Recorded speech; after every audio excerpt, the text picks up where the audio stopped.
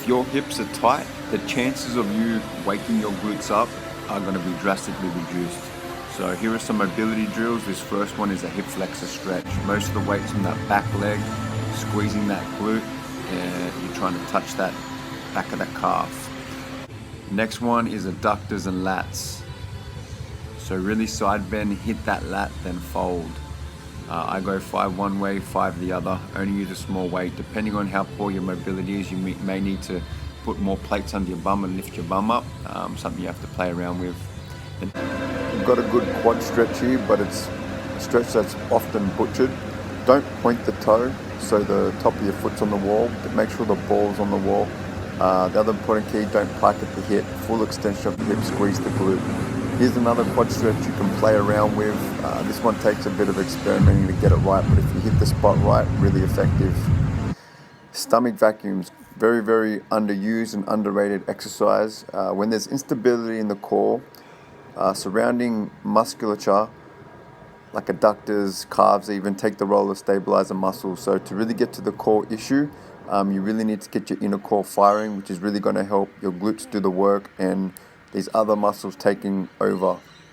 So the whole idea is to inhale through the nose, expand the belly, then exhale forcefully, draw the belly button in and the pelvic floor up, and hold that sucked in position for 5 to 10 seconds. Here's a hip cook lift. Really, really good to isolate the glute and really try and get that muscle-mind connection. If you find that you get a lot of hamstring involvement, you may need to do a smaller range of motion, just trying to keep the tension in the glute until you really start feeling that burn. This may take, a couple of weeks, so don't expect to get this straight away. It takes time. Here's another progression, a little bit more advanced. If you start feeling this when you do this exercise, if you start feeling it in the low back, the hamstring, it's really a sign of that your glutes really not working. You probably need to go back to the hip cook lift. This is one of my favorites. It's a good assessment tool as well. You should feel this in the glute. Obviously you're going to feel your core and hammy working to a degree. But if you feel this in the low back and the hamstring, again, it means your glute's not working or you're flaring the rib cage. So there's a couple of things to look out for. But you want to be trying to focus on the glute doing the work. Here, a crab walk. I use this a lot before I squat, at the end of sessions.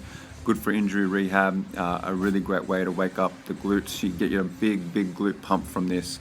Most important factor is to lead with the heel. So you can see me here, I'm doing it the wrong. I'm kind of leading with the toe out.